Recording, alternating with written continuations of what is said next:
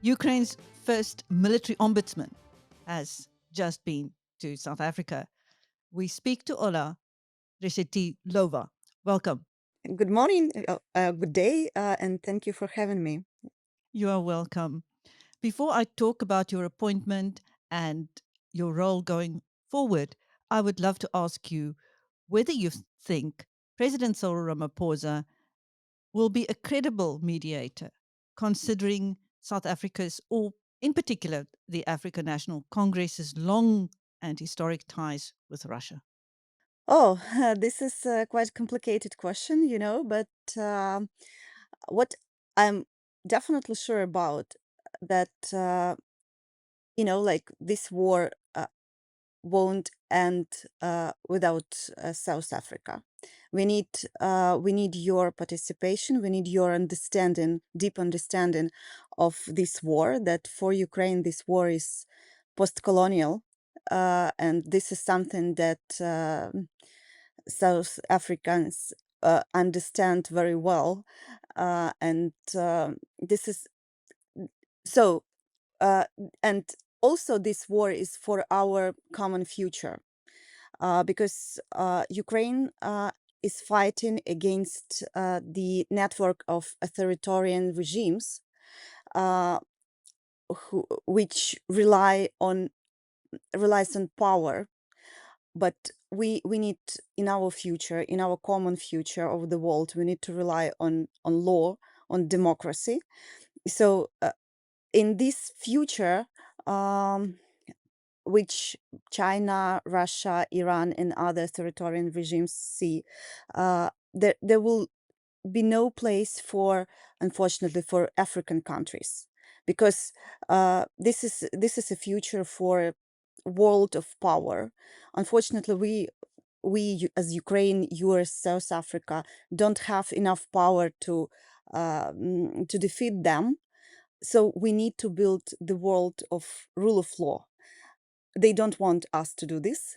That's why this is our common war. This is our common fight. And that's why we hope very much that African countries will join us in this fight. Uh, not as not with the armed forces, but diplomatic way.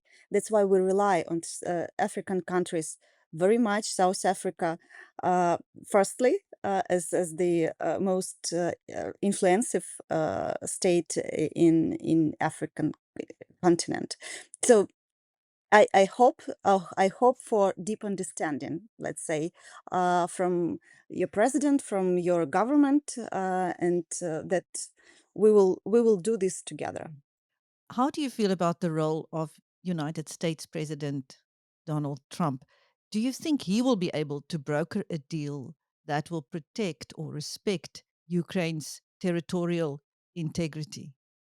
One more complicated question, because because everything is very unpredictable now in now times, let's say, and the United States role and President Trump's role is crucial, not only for Ukraine, for the whole world, and but to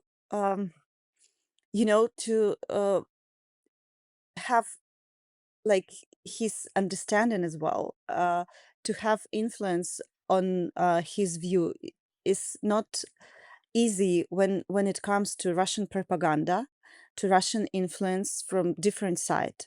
They work, unfortunately, we have to recognize it. They work well, very professional when it comes to influence on people's mind. And the President Trump is one of a human, so he's also sometimes, from time to time, he's also listening to this propaganda. And but for like previous months, we see that fortunately he started to understand more about what's going on, about the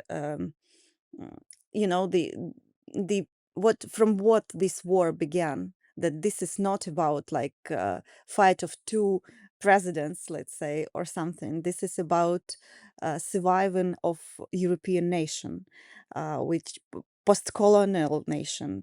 This is about building a new democracy.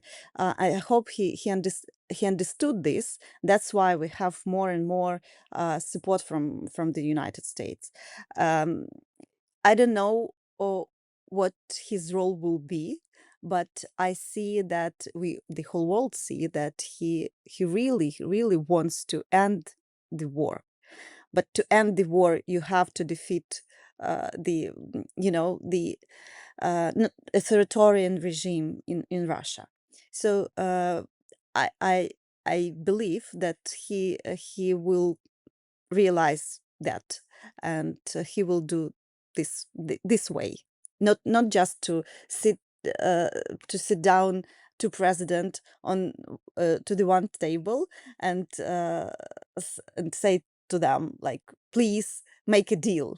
This is not about that. This is about war of surviving, and war of post-colonial of metropolia and post-colonial country. Now, you are the first military ombudsman for the Ukraine. Why were you appointed, and what exactly is your role?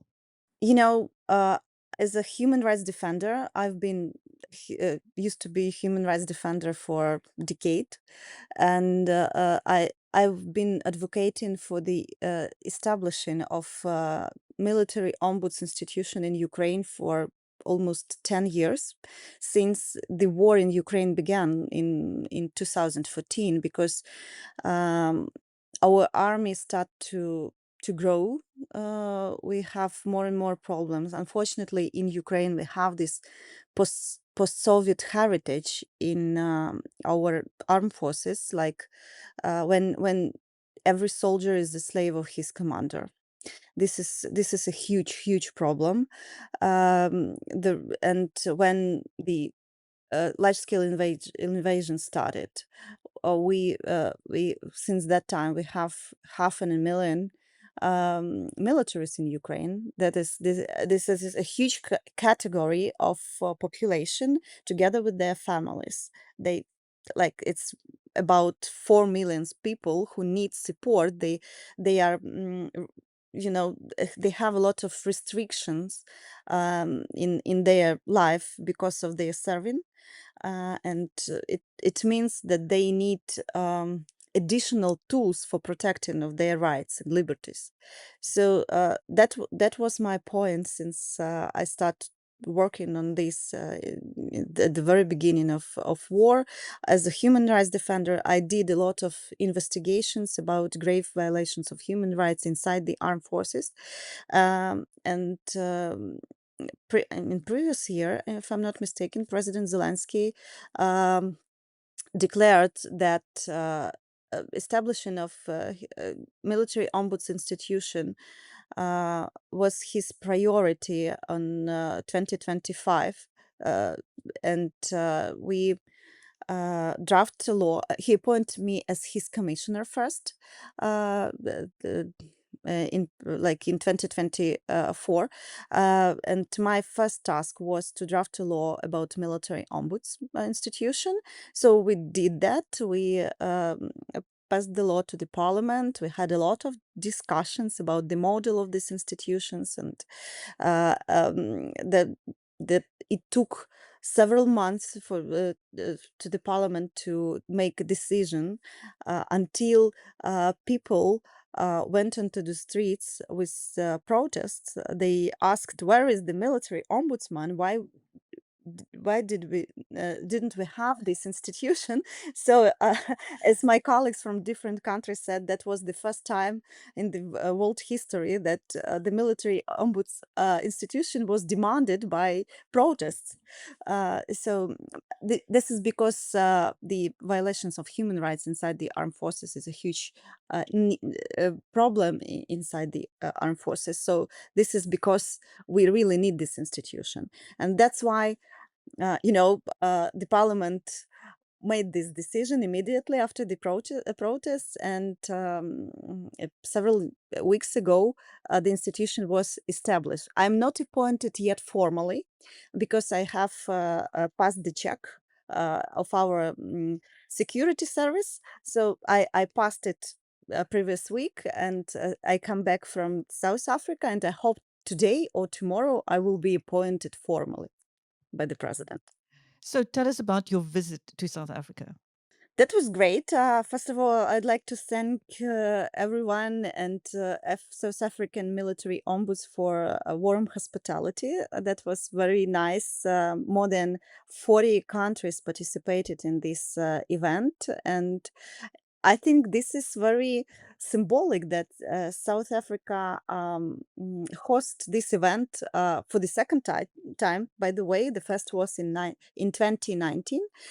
uh, so we had a lot of bilateral meetings with our colleagues, a very meaningful conference about awareness, about how to reach out people with our problematic, how to communicate with our audience, how this was very meaningful and very important for me as a newly appointed, to see different practices. I was impressed, for example, from my colleague from Malawi.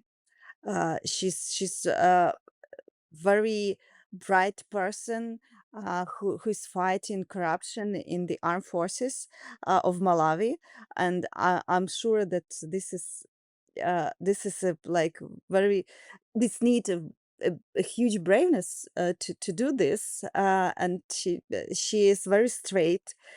She is talking about their problems very honestly, and I like this. And the same with the South African ombuds. I think he's this is like the end of his cadency of his being appointed, but he did a lot for recognition of South African institutions in the world, and everybody knows him from like I mean colleagues from different countries, and this is also very important that South African institution is one of very active in this network of military ombuds institutions of the world. So, apart from human rights abuses in the military in Ukraine, um, what about corruption?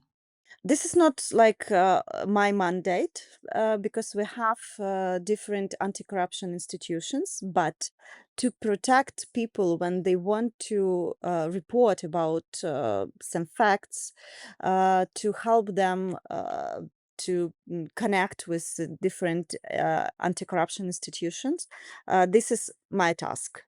So we do this, and I had I think 2 or 3 compliances about corruption in different units.